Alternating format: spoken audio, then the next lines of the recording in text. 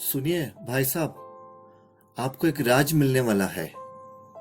क्या आपको उसके बारे में पता है?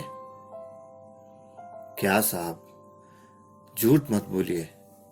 हमें बेकार की बातें सुनना अच्छा नहीं लगता। मेरे नाम से इस पृथ्वी पर एक टुकड़ा जमीन भी नहीं। तब आप कह रहे हैं कि मुझे एक राज मिलने वाला है।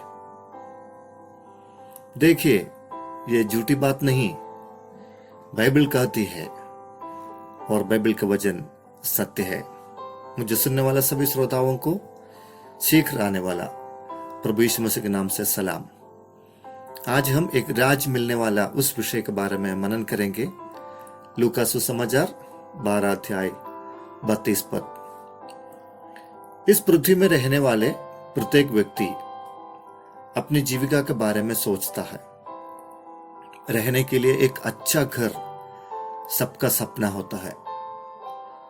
अगर हम किराए के घर में रहते हैं तो यह इच्छा होती है कि भले छोटा हो तो भी खुद का एक घर होता तो कितना अच्छा होता।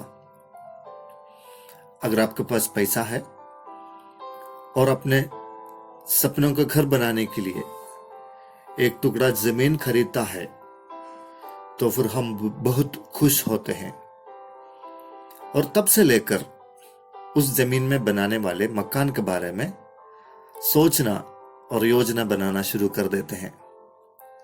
2000 या 3000 स्क्वायर फुट का एक प्लॉट आपके मन को मोहित करता है तो एक पूरा राज्य आपको मिलने वाला है, तो उसमें हमारा आनंद कितना अधिक होगा।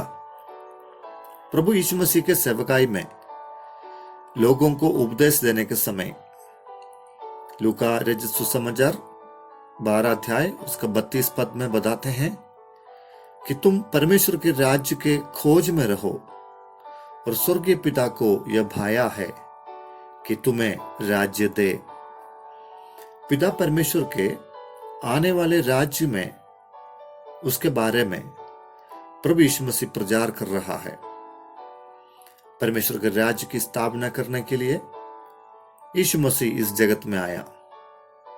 वो राज्य प्रेम और धार्मिकता का राज्य है, वो पवित्रता का राज्य है। जैसे आप अच्छी जमीन खरीदने के लिए खोजते हैं, वैसे ही परमेश्वर के राज्य की खोज में रहना है। मन फिराकर, बुरी चाल चलन को विदा कहकर, आत्मा और जल से बपतिस्मा लेकर, यीशु मसीह के उपदेशों पर चलने वाले प्रत्येक व्यक्ति को परमेश्वर पिता अपना राज्य देना चाहता है। उसके लिए आपको सांसारिक चिंताओं को छोड़ना होगा। परमेश्वर के राज्य की खोज करने वालों की सभी जरूरतें प्रभु जानता है और स्वर्ग से पूरा करता है। वो राज्य स्वर्ग का राज्य है।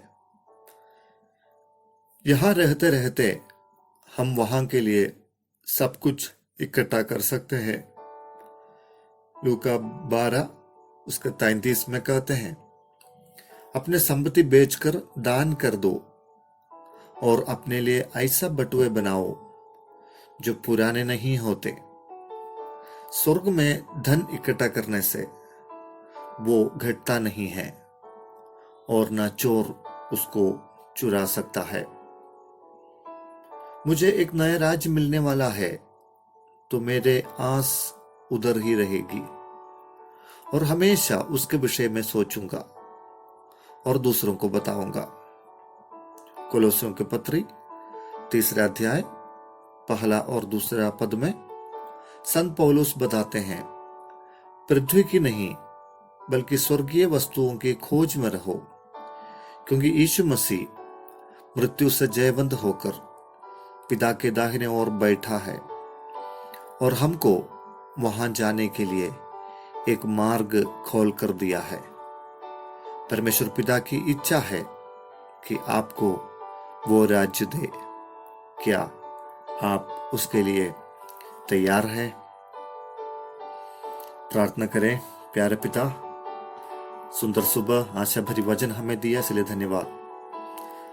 हमारे इस संसार में रहते रहते स्वर्गीय वस्तुओं को खोज करने के लिए और स्वर्ग के राज्य का वारिश बनने के लिए हमको सहायता कर, मदद कर पिता। प्रभु हमारा मन को बदले, हमारा चाल चलन को बदले, हमें पवित्रता में ले चले, धार्मिकता में हमें चलाए, ताकि हम उस राज्य में प्रवेश कर सके। वचन सुनने वाले प्रत्येक के जीवन में आशीष दे पिता परमेश्वर। आज का दिन उनके लिए शुभ हो। प्रभु का अनुग्रह सबों के साथ बने रहे। उद्धारकर्ता यीशु के नाम से प्रार्थना मांगते हैं, आमीन।